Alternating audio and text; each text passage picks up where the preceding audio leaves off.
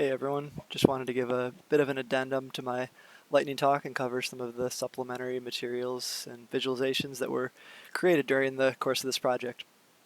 So this first one that I wanted to show looks at the annual trends from 2011 to 2019, and it looks at over one entire season's worth of time. So you can see these months here, these columns here are the different months of the season. And so in this first row, we have average air temperature. And so, you can see this pretty clear trend here where it's lower in May and it kind of gets higher and higher throughout July and August, and then it starts to fall again in October. This makes sense with our understanding of summer. This next row here is water temperature average. So we can see a similar trend here, as the water is heating up throughout the season. Peaks in about July and it starts to drop off again in August. This next row is the temp diff metric that I mentioned in the lightning presentation. So just to remind everyone what that is, so that is taking the average between, or the difference rather, between the top layer of water and the bottom layer of water. So we use this metric to kind of get a snapshot measure of how stratified the lake is. So we can see here in May and June we have a pretty low temp diff metric, which shows that the lake is mixing. We can see this metric increases in July. So this is when the lake starts to get stratified.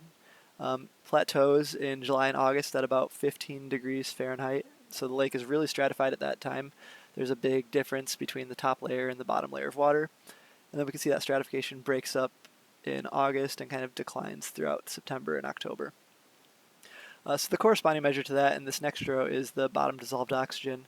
So when the lake does get stratified, then it's not mixing, and then the bottom dissolved oxygen starts to drop as a result. So we can see here this bottom dissolved oxygen metric declines as that stratification in the temp diff metric is increasing. And similar to the temp diff, it plateaus in a lower area of maybe about 2, and then starts to rise again throughout September and October as the lake starts to mix again and that stratification breaks up. So those are some of the annual trends of these physical processes. The next annual trends look at some of the algae bloom metrics. So to reiterate on those, we have chlorophyll and phycocyanin. And chlorophyll is our metric that kind of covers all different types of algae blooms. Phycocyanin, on the other hand, just corresponds with the harmful algal blooms that contain toxins that affect people and the environment. So for this chlorophyll metric, we can see these 3 distinct peaks that form here. One in June, one in July and August, and one in September. So this is pretty interesting, and maybe it's just a fact that we don't have that much data yet. Maybe this gets somewhat smoothed out as we do get a few more years worth of data. But this is something that we should definitely look into exploring more in the future. The phycocyanin, on the other hand, shows more of one long gradual peak that starts in the end of July, lasts through August, and then starts to break up again in September. The next trends that I wanted to look at really quick, so this is a similar view. We can see the months broken up here as these columns, but instead of looking at over an entire season, this is just looking at the daily averages, so a 24-hour period. So for example, this top row again, we have average air temperature. So we can see for a 24-hour period in July, so this would be midnight, and average air temperature falls until about 6 or 7 a.m. And then as the sun comes out, average air temperature is rising. And then when the sun sets, we can see average air temperature starts to fall again. So this visualization as a whole captures more of the daily variations and what kind of happens there. And to tell the whole story there, wind speed is kind of caused as a result of the pressure differences from different temperature areas around the globe.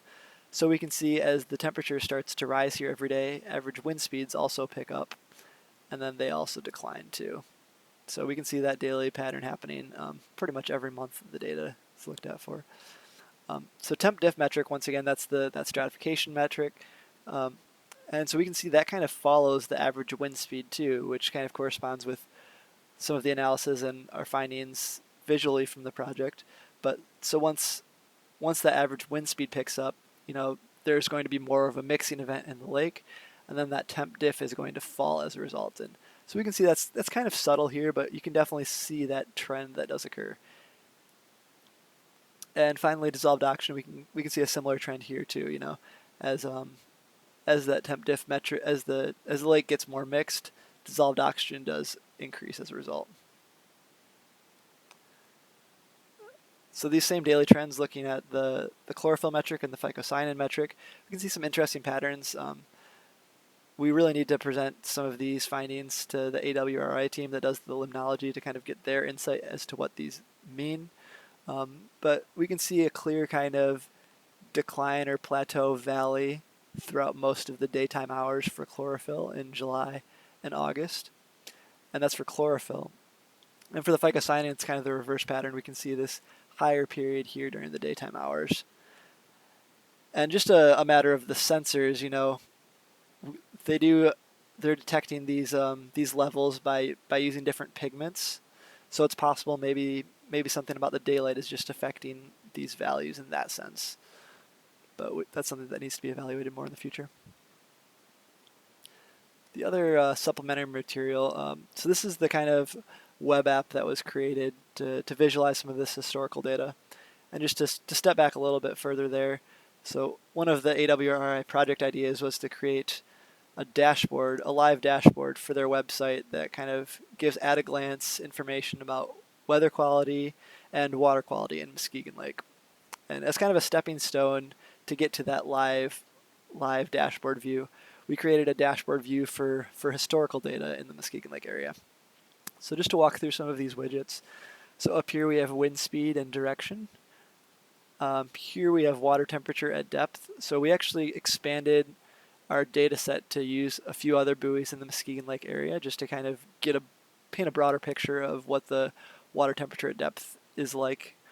So we have the west buoy data, the deep buoy data, MLO buoy data, which is the core of the project data, and then the east buoy data. On the y-axis here, we can see this is the depth of the lake. So you can see these buoys actually have different temperature depth readings that they go to. And then each of these little white lines is just a at-a-glance temperature metric of at what depth we have the reading for. Here we have the algae metrics. So we have, once again, chlorophyll and phycocyanin. And then beneath each of these buoys, too, we have their bottom dissolved oxygen readings. So we can see, how hypoxic is this lake.